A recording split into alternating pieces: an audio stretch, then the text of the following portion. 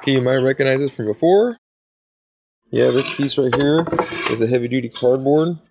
This is the plywood. And what I did was cut this on the table saw at 4 inches. Right, and it gives me 2 of these. Okay, these are the 2 pieces I got. Now, the idea is this. Here's the speaker, the grill, the enclosure. Now, rather than putting this out there in the direct sun, letting the sun beat down on it, I figured the best thing to do is to somehow protect this area. And well, I just happen to have a couple of these wire spools laying around, and I was thinking, well, I need to make some circles or something to do to cover the top of the enclosure. Well, I seen the spools that I had. I was like, okay, well, that's cool. Took it apart, and man, well, this is gonna work great right here. This is gonna protect the top. Now, I was thinking again, well, how can I protect the sides? It doesn't really matter. I guess I could leave it like this. Then I thought about this. This actually fits in here. Now, if I cut it at the 4 inches, actually it's 3 7/8.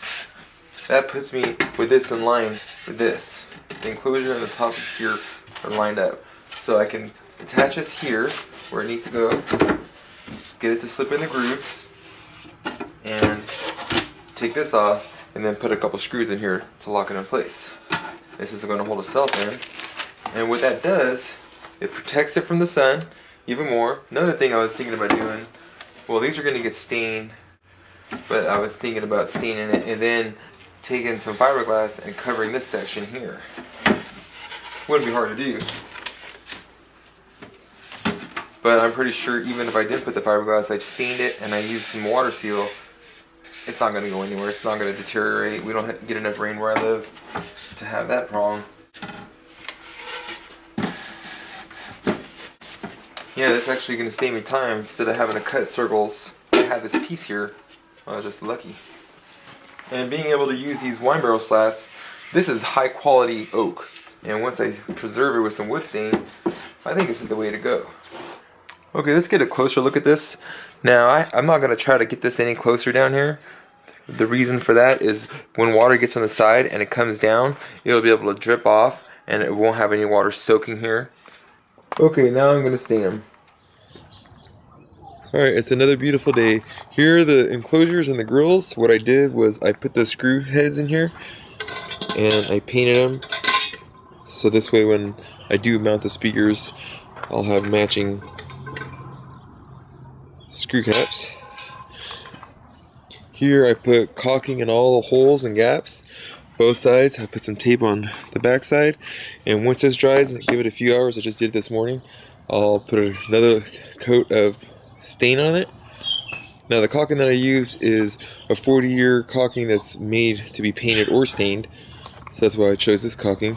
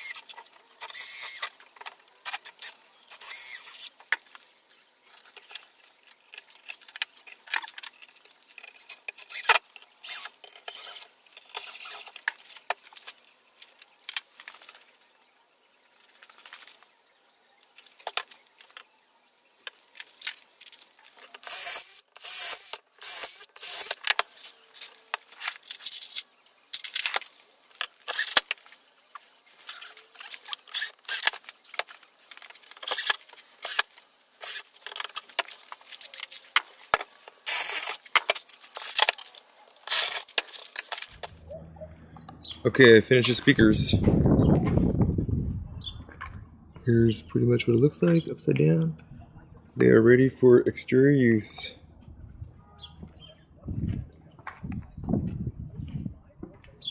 Now all I have to do is install them.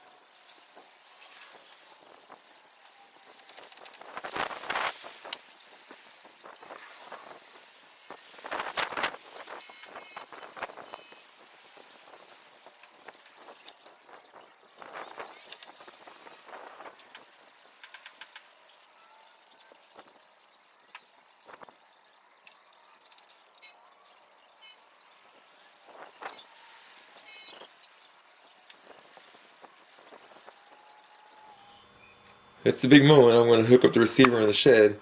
Have some of the screw tips here painted, so when I install the speaker that goes in there, it'll match. I won't have to repaint the whole grill. Okay, I have all the wires around for the speakers. This is the lead for the antenna.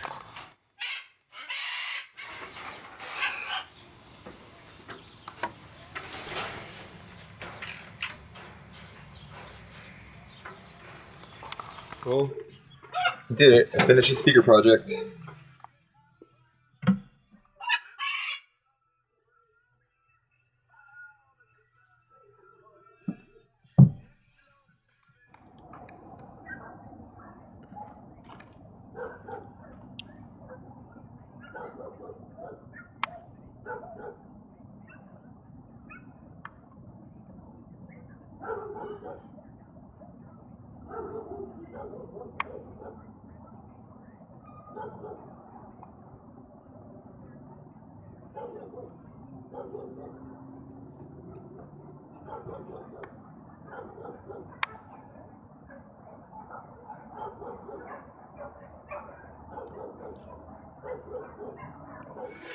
Okay, it's hailing or snowing or raining or whatever you want to call it. I put these speakers up about 3 weeks ago.